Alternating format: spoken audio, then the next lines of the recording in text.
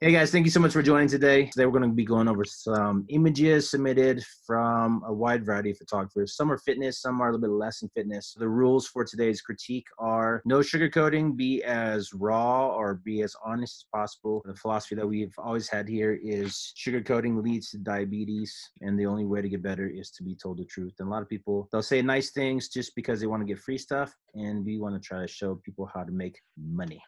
For those of you joining us on YouTube, down below me is Jody. Jody's based out of the UK. Jody is one of my favorite creators over on the other side of the pond. He shoots a lot of fitness people, and he's got one of the most creative minds in terms of photographers that I know. And so I'm really appreciative that he's spending his time with us today.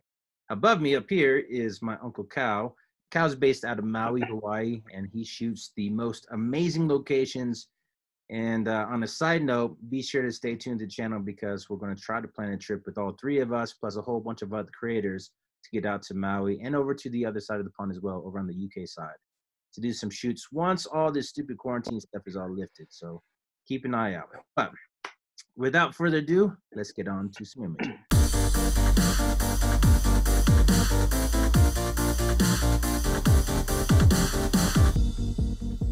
All right, we have image number 1, which was submitted by Piscina Photography.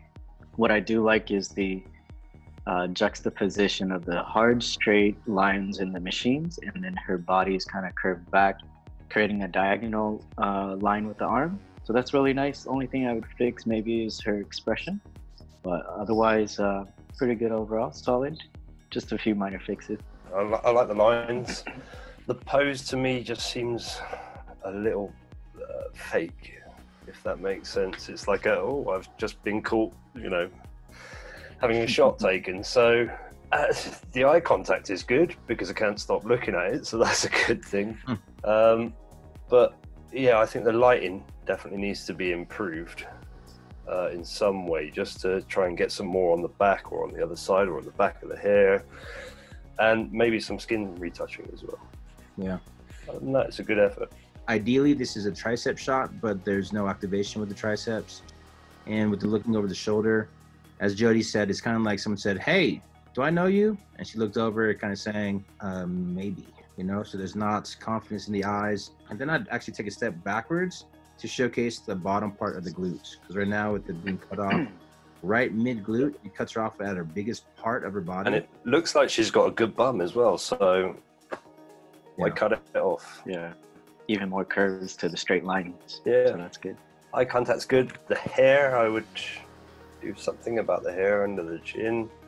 I don't know, maybe I'd move the camera up a little bit more because you can almost see her knees, and that's just, to me, it's like you're, you know, get a bit of space up above the head. Other than that, it looks good. The lighting's good. Yeah, I agree. You know, moving it up a little bit. When it comes to cropping on Instagram, I know it's tough, but I either would do just a little bit on the top of the head or, you know, not at all.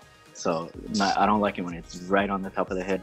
And the pose, when I do with the hands, instead of having the palms facing the camera, I usually try to turn it out, you know what I mean? So it's, I guess, a little bit more feminine, because when you see the fingers, you know, sometimes it's not the prettiest, you know. But lighting wise, I think is really nice. The highlights are very well controlled. Shadows are not too dark, you know, on the skin, and it looks pretty good. I agree with the hands. One thing, when the hands are like this, as you mentioned, they look big, and just that rotating a little bit, it softens. And so definitely good call on that. The hair is a little bit too cluttered. And with the camera right knee, I'd either like to see that either out or in pinch a little bit. The core looks amazing. The cropping on the left versus the cropping on the right is just a little bit more space than on camera left. Lighting on the core, amazing. Yeah, overall, nice job. The shot seems a lot too bright because on the glutes, it's, I think, very, very close to losing detail in the skin. And so my eye goes straight to her glutes, which isn't a horrible thing, you know. But a pose like this, to me, is more about athleticism as opposed to, hey, look at my butt. I don't know how much the styling fits this particular shot. I like the idea. I think it's just the execution.